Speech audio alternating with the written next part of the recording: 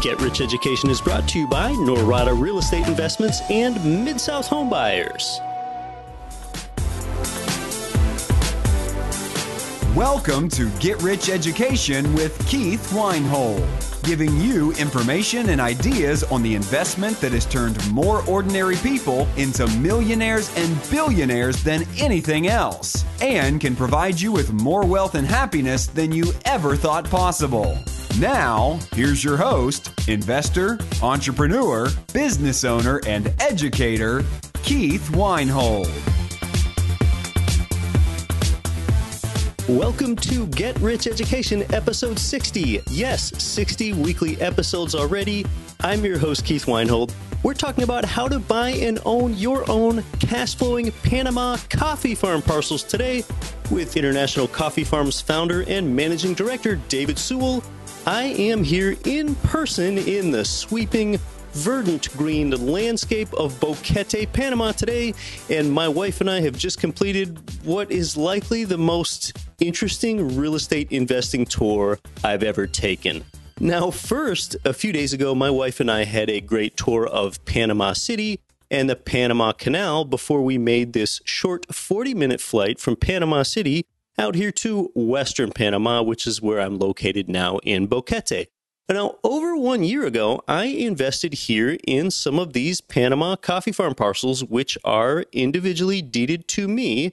And since then, I've watched the operation expand. And just today, we finished the first ever group coffee tour that the provider, International Coffee Farms, hosted. Now, before I tell you a little bit about the tour and before I bring in David Sewell here, first, let's discuss the why coffee question. Okay, this has largely been a real estate investing show. However, this real estate consists of agricultural investing. Coffee is the number 2 traded commodity in the world. It's second to oil. So we're not exactly talking about a small demand market here. But as oil investors have found out more recently, a large commodity market can still mean a volatile market. But the high-grade specialty coffee market, that has been less volatile than oil. Okay, and now I'm not talking about the larger commercial coffee market of lower-grade coffee. That's what's represented by where you see the number on the ticker scrolling across your television on CNBC. But rather, we're talking about that higher-grade specialty coffee market, which is what we're dealing with here in Panama. And that's coffee that specifically grades 80 points or higher on the SCAA scale. That's what specialty coffee is. Now, why else coffee? Well, worldwide, the amount of arable land has just continued to decrease, while at the same time, there are more mouths to feed as the population of Earth just continues to increase. And, you know, a lot of Eastern cultures like Chinese and Indian and such, they have gradually been transitioning as they're developing. They've been transitioning somewhat from less tea drinking to more coffee drinking. And in more developed nations, you have current coffee drinkers that are switching more to specialty coffee, okay? Those ones that are currently drinking the coffee that comes in, you know, a big can, just kind of the commercial coffee farm grade stuff, to a better specialty coffee. In fact, the specialty coffee market recently has seen an almost incredible 16% year-over-year growth. Now, as far as the why Panama question, well, here in the high country of Chiriquí Province, Panama, exists some of the best growing conditions and really some of the best culture for high-grade specialty coffee. And you know, additionally, most real estate investors have all of their hard assets wrapped up in the United States, which is a great place to do business for the most part. But in the event of a major market downturn or a bank meltdown, it might be good to not have every cash flowing hard asset that you own wrapped up in the United States, which is the greatest debtor nation in the history of the world. Even if everything stays great in the U.S., I mean, you probably aren't any worse off for doing this anyway. So this type of investment, you know, really it's what I'm calling it is essentially turnkey coffee farm investing, actually quite similar to last week's episode on turnkey residential real estate investing. So we kind of have a familiar model here. but a different medium, okay? International Coffee Farms, what they do is they go identify underperforming existing coffee farms. They go ahead and purchase it, often from an old Panamanian coffee farmer that's getting out of the business. And then International Coffee Farms brings in a superb team of local science and agronomy knowledge that knows how to produce high-grade varietals of typically Arabica coffee that yield a lot of money per pound when that harvest is sold on the market. And that's what makes us, as investors, profiteers, okay? So they're transitioning that farm from lower-grade commercial coffee to higher-end, value-added specialty coffee. So that's what I mean when I say that it's a familiar model to turnkey residential single-family home investing, but a different medium. It's coffee rather than brick and mortar with tenants inside it, okay? And it's kind of funny. I had a stock investor ask me about my investment here in deeded cash-flowing Panama coffee farm parcels, asking me with a little skepticism about it. But yet that investor, he owns foreign stock mutual funds inside a 401k. I mean, geez, besides not being able to receive any income from that until he retires, he can't call up or email his mutual fund portfolio manager to ask about how his investments are going or what their future direction is. I mean, with an investment like this, I get plenty of updates from International Coffee Farms. They've always replied to any inquiries I've had, and I bought my lots with cash, and I get annual income checks from the coffee harvest that I can actually reinvest or consume for a better lifestyle here when I'm young enough to enjoy it. So we just completed a 3-day group tour. There were 16 of us on the tour. My wife and I were 2 of those 16 people. And it was a nice free tour where International Coffee Farms even took care of our transportation and our meals, and they did that whether the tour goer is a current investor like me or not. So we walked 3 of the farms up here in this high country, several thousand feet above sea level where the temperatures aren't quite so hot. And walking around the plantations, it's not like we walked through these highly choreographed, precisely arranged rows of coffee, as this production is more about quality over quantity. The best coffee is shade grown. All right, so that means that there are some taller trees mixed in with the coffee plants, sometimes plantain and even orange trees here. And they were scattered here and there to provide that shade and this sort of, biodiversity, such that if you were flying over these, I'll call them plantations from the air, you may not even know that it's a coffee plantation. It might just look like a mixed low canopy tropical forest to you. Now, it's really remarkable, almost primordially cool to walk your coffee farm parcels. It's just so satisfying to hold those red cherries from a parcel on my own farm and know that I'm dealing with a real asset. And it's just something that's not a derivative securitized by Wall Street where your returns are almost always diluted, okay? So during the open house here at International Coffee Farms offices, everyone got to watch a drone video footage of the farms, see the survey maps detailing the parcels in each existing farm in the network. And, we all got to know each other in a pretty short period of time here. We were all presented with the very first bag of coffee ever roasted from these farms. So backing up, what really happens once the coffee cherries are picked, they're put through a depulper. This strips off the skin, and to produce a washed coffee, which is a popular processing method, the beans are hand washed and then they're fermented for a period of time when they're carefully dried in the sun. So once the beans are dried, they're bagged, they're left to rest for 60 days or more to sort of settle before they can eventually be peeled, classified, cupped, scored, profiled, and sold, and all of that is done for you by International Coffee Farms.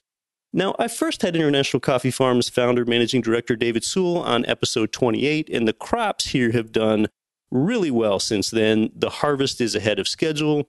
The provider here has, done rather well on the premise of under-promise and over-deliver thus far.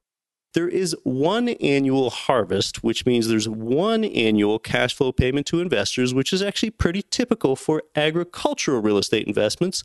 Well, I'm going to go ahead and bring in David Sewell here, where we're going to discuss this first from the coffee production angle and then later from the side where you can get in as an investor like I have, and what that would look like for you. We'll get into the investor returns near the end. So let's chat with David. It's really great to be bringing you the show from Boquete, and I am inside International Coffee Farms offices right now with International Coffee Farms' David Sewell. So welcome back to Get Rich Education, David. Thank you very much, Keith. Nice to have you in our country and in our city and in our coffee farms. Welcome. Thanks. It's really been a long time coming since my wife and I landed here in Boquete 2 days ago. I've really been taken aback by the landscapes, and I think it's as much or more as what I expected. Being an avid traveler, being a geography guy, I can really appreciate this pristine high country where it seems everywhere you look around, you have a river or a little babbling brook, and it just makes for a very clean, pristine atmosphere. You've kind of got these drifting clouds that pop up late in the day, and it's really, really an inspiring topography here. So I can see why so many expats are attracted to this community and why it feels so livable here and so much cooler than it does down in Panama City. There were some real highlights and takeaways. I learned kind of all sorts of interesting things as we went and walked around the farms. And I think the takeaway that's most different from what I expected is the condition of the plants themselves look so good, and the landscape in these farms that sprawl for several acres over these hillsides around Boquete just really have that green and healthy look to them. So, I can really see that things are coming along maybe even a little bit ahead of where you had projected them to be. Tell me a little bit more about that. I think you're right, Keith. We are probably a year ahead of where we thought we might be this time in our development stage. We're blessed with having an excellent general manager who's a very experienced person who has hosted the tour attendees all weekend and disseminated his knowledge to them. And he has led the company extremely well in acquiring and developing underperforming commercial coffee farms, which are rapidly turning into well-performing specialty coffee farms. So we're doing well. We have acquired 4 farms so far this year. All those farms have been sold out to new individual parcel owners. We are negotiating on our 5th farm right now, and it's going very well. We're very pleased. We love living here. The climate is perfect. The team we have built is all pulling in the same direction. Everybody's happy. Things are going well. Thank you very much for all of you coming to see that. We're very pleased and proud to be able to show you how the progress has occurred over the last just short 6 or 7 months. Yeah, it was really great to have the tour and see it in person. So having you as International Coffee Farms founder, having Darren Doyle around with all his value add bites as the sales manager, and then meeting Andres Lopez and really getting to hear about all sorts of things from the condition of the soil to how the elevation might change the condition and varieties that one can grow that are conducive to certain conditions. And, I just learned all sorts of things walking around the farms, how oftentimes higher elevation parcels mean that there's more temperature variation. That makes for more stress on the trees, which can cause more acidity, and more acidity is actually a desirable attribute for one to have.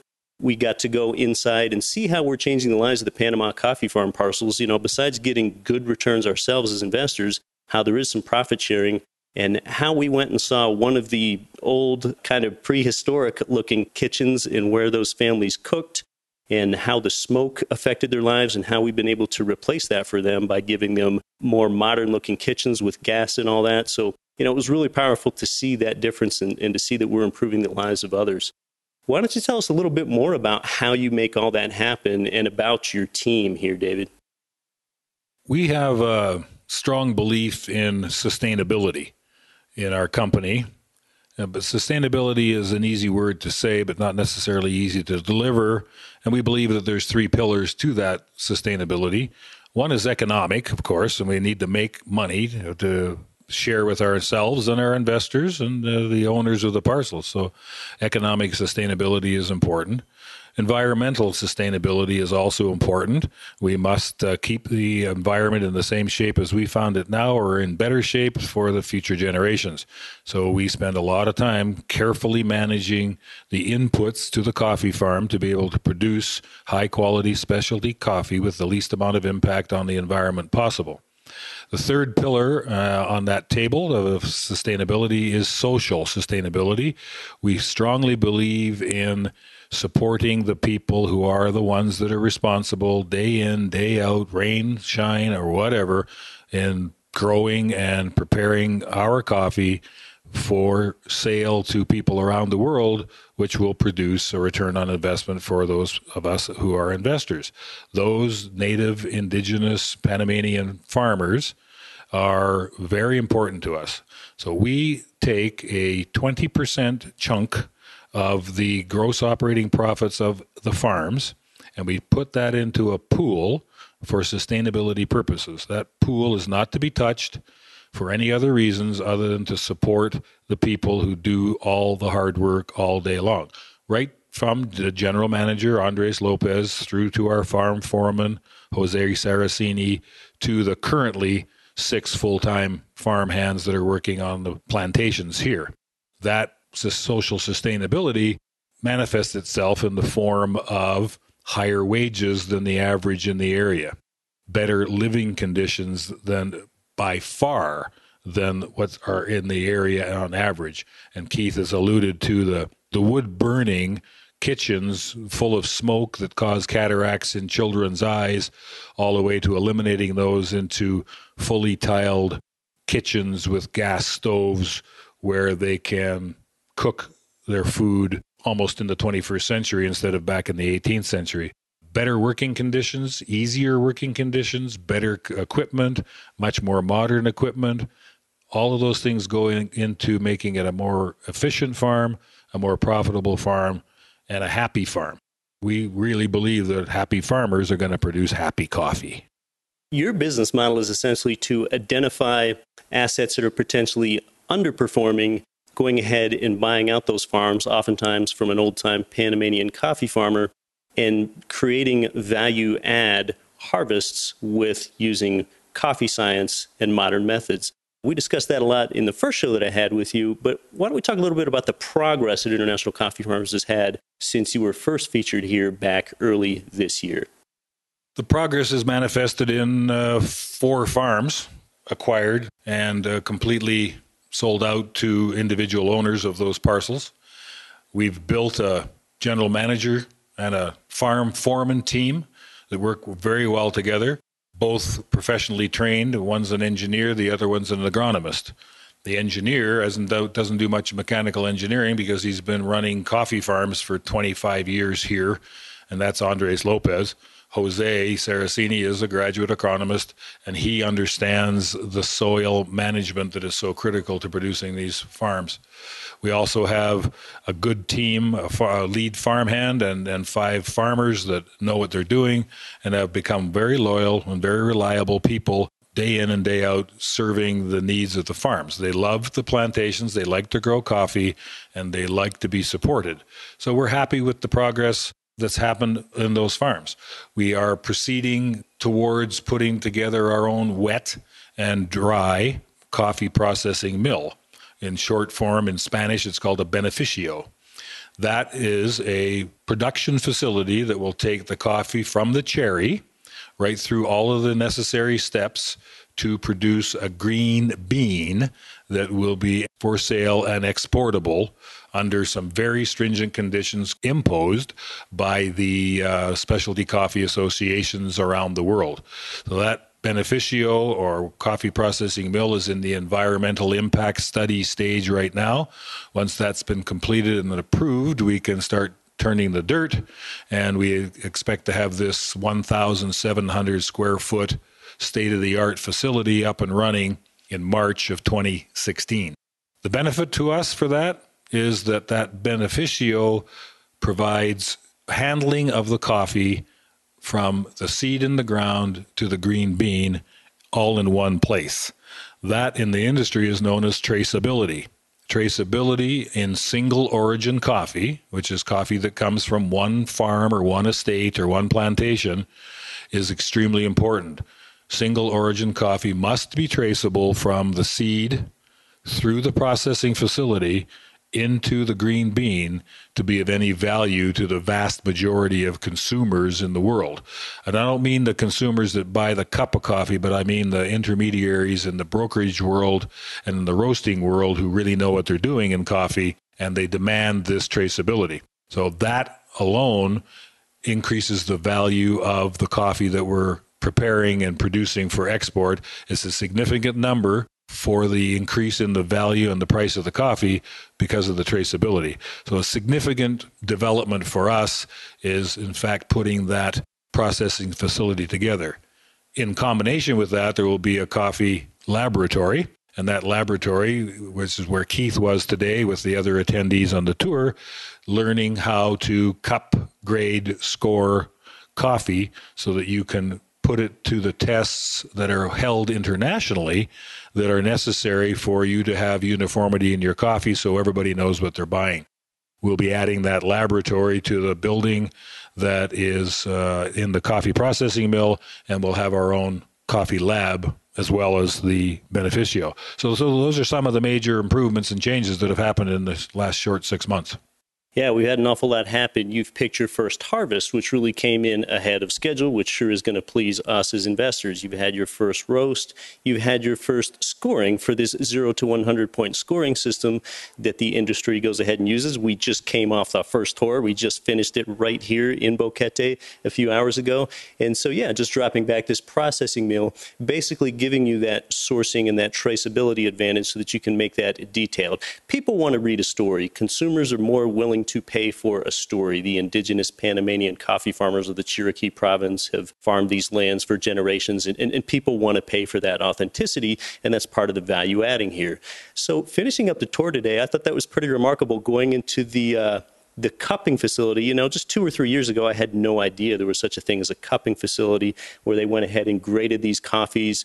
We were in this room of a couple hundred square feet, surrounded by these counters, which had this kind of elegant-looking German and Brazilian-made, sophisticated-looking equipment with the general manager, Andres, going ahead and demonstrating the cupping and the grading for us, which is a pretty remarkable thing to do. Everything from taste, fragrance, acidity, and body, and having those attributes in good quality allows us to get more when we go ahead and sell that coffee out on the market. Can you tell us a little bit more about that?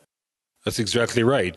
Single origin coffee is tested on a scale with components and attributes that have been decided by the specialty coffee associations around the world, led by the largest one, the Specialty Coffee Association of America. A very difficult course is involved to become what's called a Q grader, which is a quality grader who is licensed to be able to score coffee based on the attributes that have been decided by all these specialty coffee associations. So that has happened to our coffee. El Nino got us a little coffee a little early, so we thought we'd pick it off the trees since it was nice and ripe and ready to go, and decided to classify it and roast it and then cup it and grade it and then finally get a score. Now, we have an idea what that score is. Specialty coffee is 80 points or higher up to 100. Between 80 and 86 is very good coffee. 86 on that scale will get you into the top 3% of the coffees in the world. And I don't believe, I might be wrong, but I don't believe we've ever seen a coffee scored higher than 92.5. So good coffee, 80 points and up. Now, I'm not going to tell you what the score was, mostly because my general manager, Andres Lopez, won't let me, because he says this coffee is going to be way better. And we already quite like this coffee, and we're drinking it on the tour. The tour attendees are taking some of it home. It's what we call young in the business, which means it hasn't had time to rest. Coffee, after it's peeled and after it's processed into a parchment-type coffee, sits around for 60 days and thinks about things. And while it's thinking about those things, it changes its profile and grows its own personality at a climatically controlled storage facility that we have for our own coffee. Once it comes out of there, then it's aged and ready to go, and it's going to increase in its profile, and that profile will be cupped again, and there will be a number assigned to that. But suffice it to say that we're pretty happy with what we got as Almost Specialty Coffee right now, and we're very pleased with the progress that we've been able to make in the last 6 or 8 months.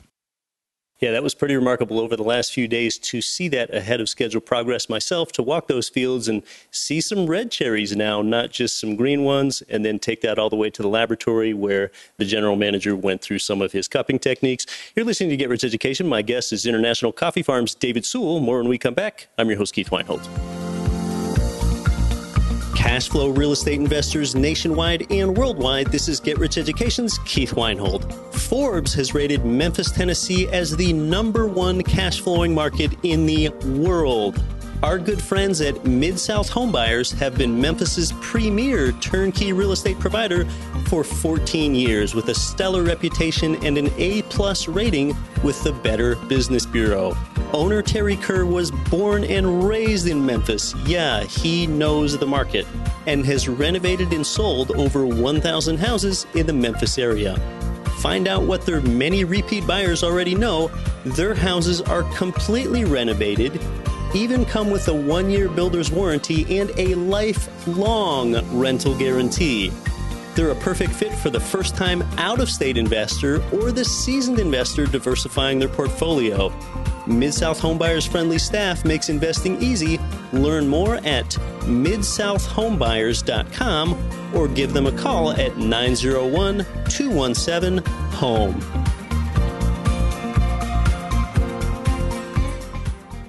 Are you having a hard time finding great investment properties? Unfortunately, the best deals are rarely found locally. Successful investing begins with the right properties in the right markets. Norada Real Estate provides everything you need to invest in the best deals across the U.S. Our simple, proven system will help you create real wealth and passive monthly cash flow. Get your free copy of the ultimate guide to passive real estate investing at noradarealestate.com/guide. That's NORADA realestate.com/guide. This is Rich Dad Advisor Ken McElroy. Listen to Get Rich Education with Keith Weinhold and don't quit your daydream.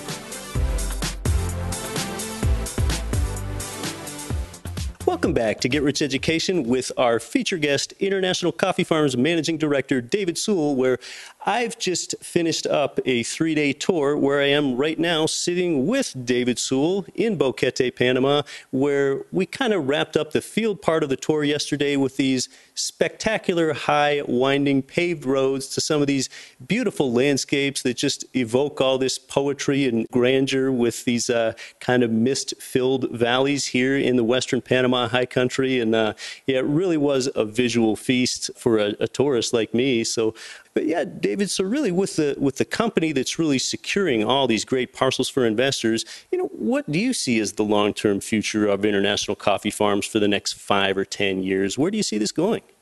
Well, the long-term goal, this is a legacy investment as far as we're concerned. It is should be generational. It's something you can leave to your heirs. We have a 20-year time horizon minimum on our pro forma return projections. And these coffee farms have been around for hundreds of years and many generations, and there's no reason in the world why they won't be around for hundreds of years in the future.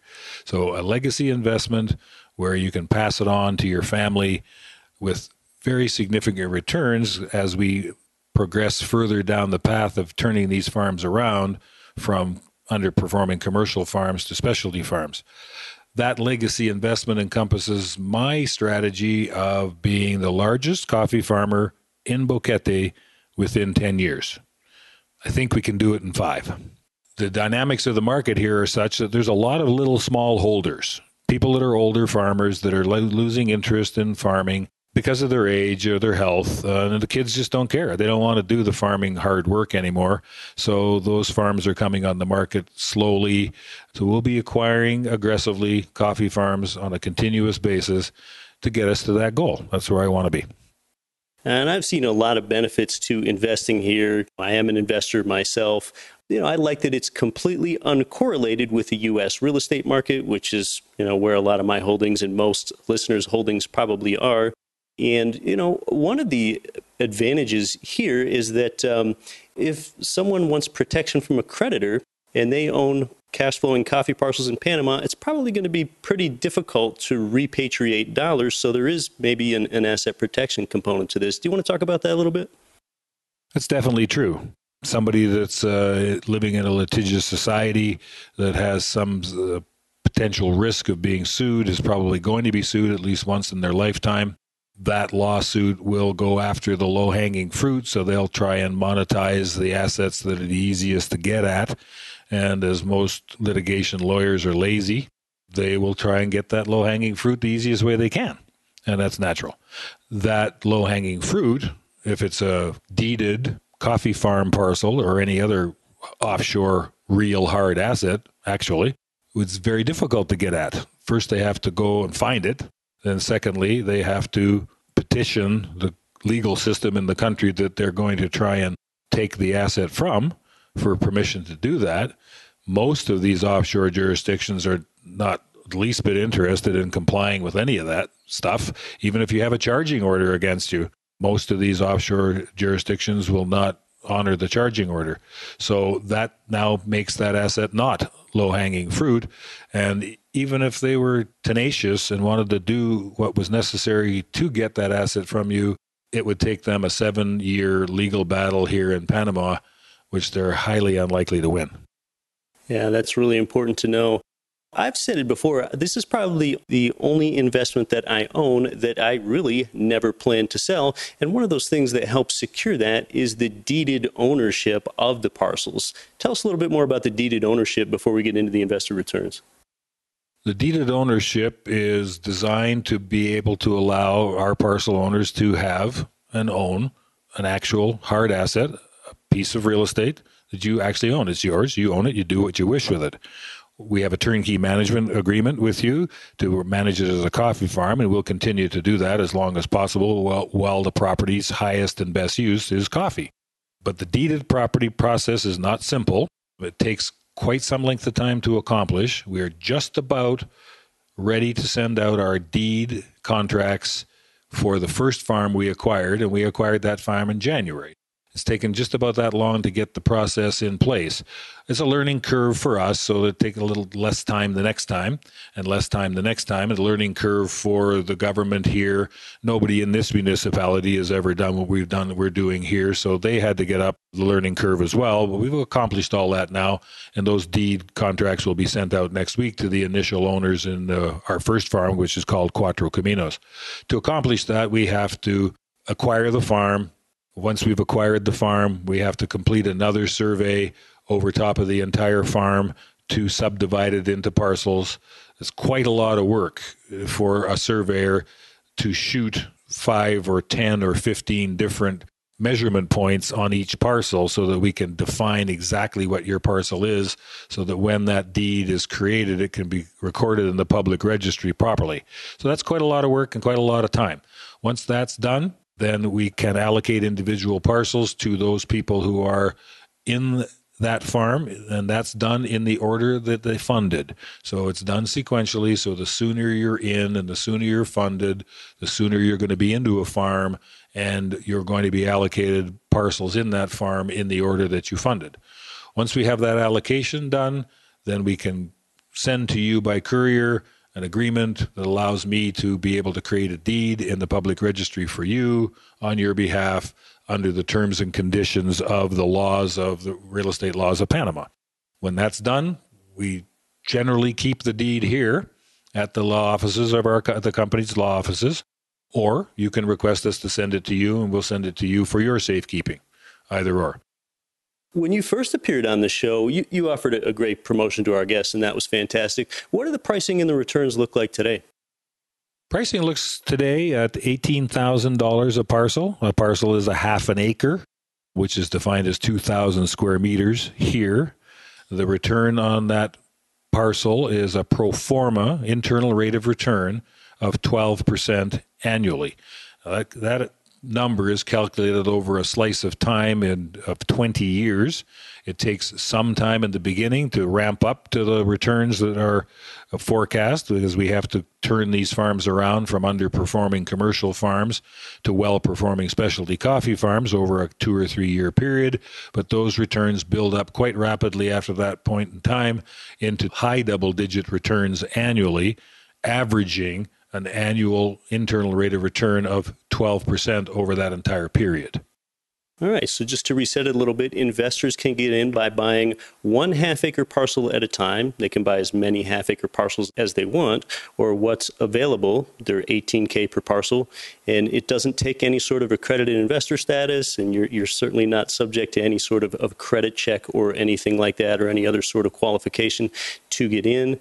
Now, I know a lot of your investors, and I was one of them, bought before they visited and did a tour. Are you going to be offering another investor tour like the one I just finished with you today? Yes, we are very happy with the attendees at this tour. You are all nice people, and they all behave very well. So what we're going to do is offer another tour, again, a group tour, in 3 to 4 months from now, sometime around when the beneficiary or the wet and dry processing mill is completed, so we can show off our newest baby to the next group. Any of you who want to come down here and what we call kick the trees as a due diligence visit before you want to invest, you're more than welcome to do that. And anytime you let us know you're coming, and we'll take you on a private tour of the farm so you can do your own homework and decide whether that's an investment you want to make. You can do that tour before you make an investment. You can make an investment and then come and do that tour after, whatever you like, or join the group tour in 3 or 4 months. Yeah, the tour really is unforgettable, and I've got to thank you and Darren and everyone else for making it so easy and pleasurable for us as visitors, from the lodging to the transportation to the meals. It's really been a great experience here. And one way that a lot of investors get in is with using funds that are in their IRA, and I know you help facilitate that for them for a nominal fee. Tell us a little bit more about the IRA investing. It's a good idea to be able to use an IRA.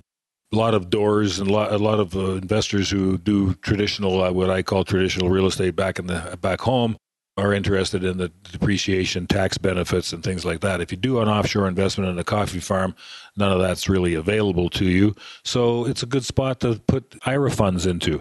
You can then take the returns from the investment, return them back into the IRA, and those funds can say tax deferred for as long as you want. So it's an efficient way to diversify your IRA from traditional paper-backed assets, securities, and other questionable kinds of investments that are not real hard assets like real estate. Doing that also moves your IRA funds higher up the tree so that it's no longer low-hanging fruit. Now it's in your IRA, which is very difficult for somebody to charge against anyway, and it's offshore, so you have to get through the jurisdiction that the asset is in, like we talked about before, so it's double protection. So it's a good thing to do, and it's a pretty healthy return for your IRA, which has probably been struggling for quite some years, trying to get any decent returns for your retirement. So we can help you do that. We've done hundreds of IRA investments where we've helped people take their traditional IRAs away from whomever they got as a custodian now and put it with a self-directed U.S.-based IRS authorized custodian in a self-directed IRA, which gives you virtual carte blanche with your funds to do with as you wish. And one of those uses could be investing in an international coffee farm parcel. Could be many other things too. We'll help you do that. And you have a $500 fee for helping facilitate the investor go ahead and get hooked up and smooth out all the bumps between that investor and the IRA custodian that they need to have. Yes, that's correct. We have a standard fee of $500 to just hold your hand, help you do the paperwork, dot the I's, cross the T's, make it as efficient as possible. Don't get caught up in any red tape that takes too long to do anything. It's only a 2 or 3 week process to get this done. And we can introduce you to experienced custodians that we have experience with, that when we call, they pick up the phone. When we write an email, they answer the email, and we can broker it in your behalf so that we know you're getting into a decent U.S.-based, IRS-approved custodian that will do what they need to do for you.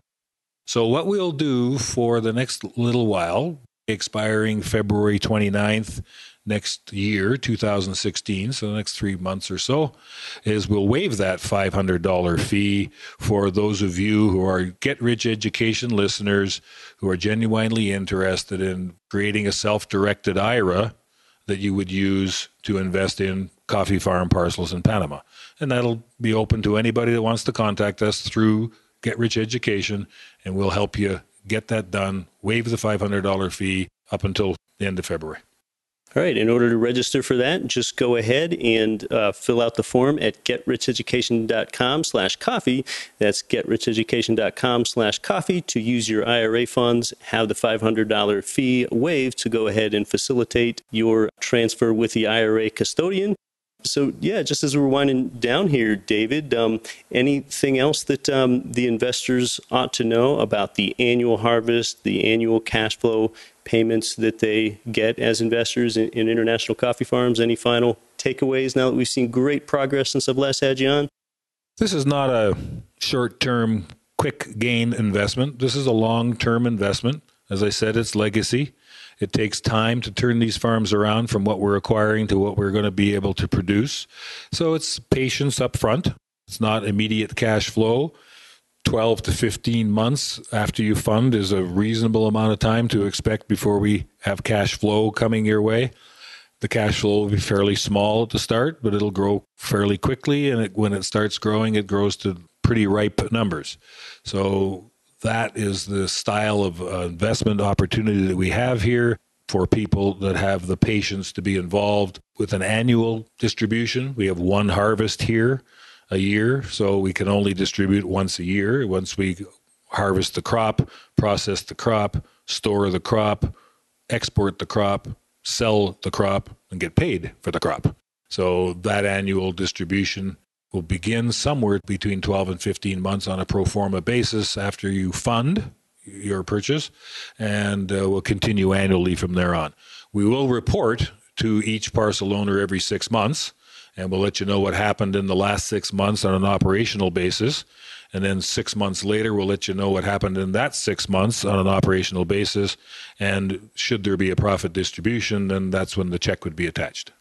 All right, David Sewell. Well, I think you're helping me live my daydream, and thanks so much. It was great for my wife and I to be two of the members on your fantastic inaugural tour here from Boquete, Panama. And thank you so much for coming on to the show. You're more than welcome. We loved having you here, and enjoy the coffee.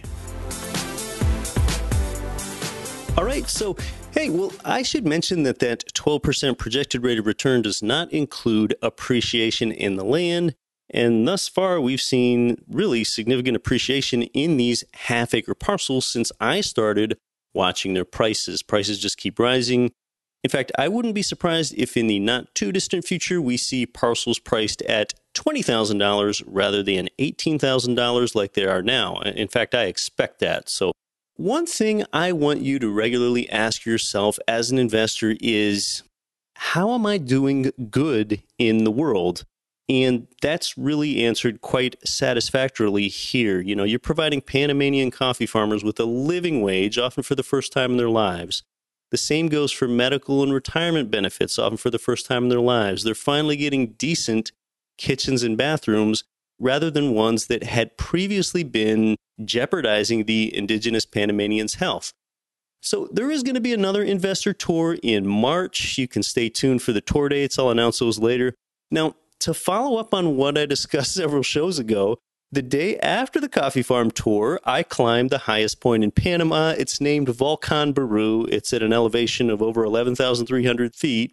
Now, of the 16 tour goers here, one of them, whom I had never met before, Dave Williamson of Atlanta, Georgia, whom is a regular GRE listener. He's heard every show. He learned about the Panama coffee farm investment after he heard episode 28. And he and his lovely girlfriend Liz came on the tour, and my wife and I enjoyed our time with them. Then Dave climbed Panama's highest point with me. We began our climb the morning after the tour at 1 a.m. with headlamps on. Okay, it was a foursome. It was I, Dave, and our two Panamanian hiking guides. We left that early in the morning so that we could arrive on the Volcan Baru summit at dawn. because that's when conditions are clearest in order to increase our chances of seeing really what we went up there to see, which was from the summit, we were able to look at the left and see the Pacific Ocean. We could look over to the right and see the Atlantic Ocean in the form of the Caribbean Sea. So from our feet on the summit, we could see both oceans at the same time. We could also look straight out in front of us and look into Costa Rica at the same time, too. So it was a 10-hour round trip, and it was several thousand feet up above the coffee farms. And I swear I needed every last stitch of clothing up there. I totally underestimated how chilly it could really get right there on the roof of the entire country. So, I mean, I was really scrambling. I looked like a bandit in the photos, just scrambling for any piece of clothing I could have shortly before the hike, realizing it was going to get cold up there. I mean, can you imagine how bad that would have sounded if an Alaskan like me came to Panama and caught hypothermia, an Alaskan in Panama? So thank goodness I escaped that. But yeah, Dave Williamson of Atlanta, Georgia is clearly the Get Rich Education Listener of the Week and a very bright guy with good investor experience. And, you know, gosh, I'm really impressed with the intelligence and diligence of the GRE listener.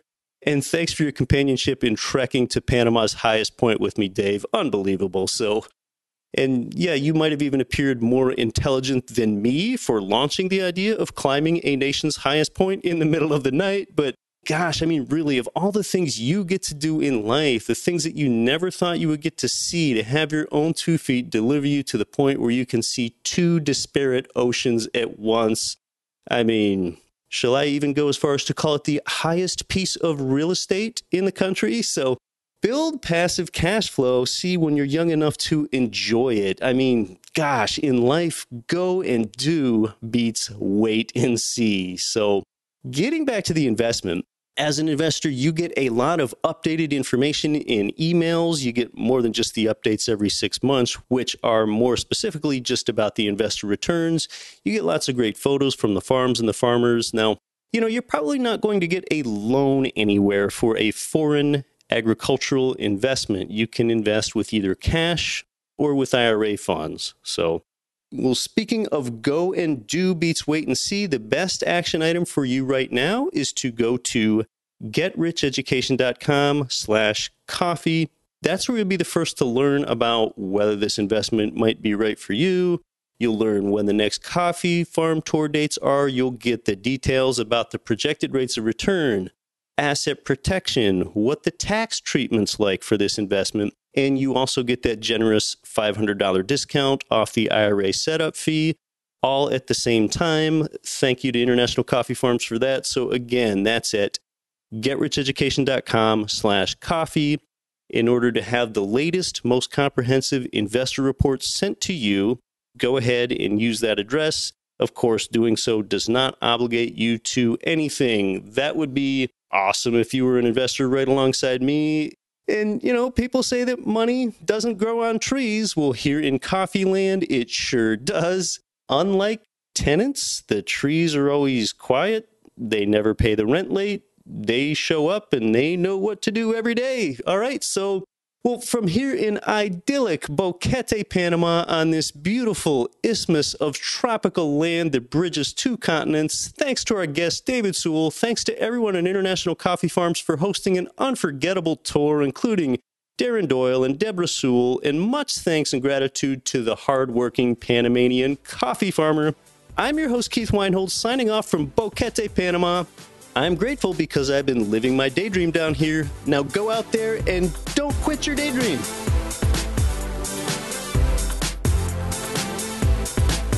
You've been listening to Get Rich Education, telling you what the wealthy won't tell you about real estate and investing. If you enjoyed the show, please take a minute to visit iTunes and leave your comments.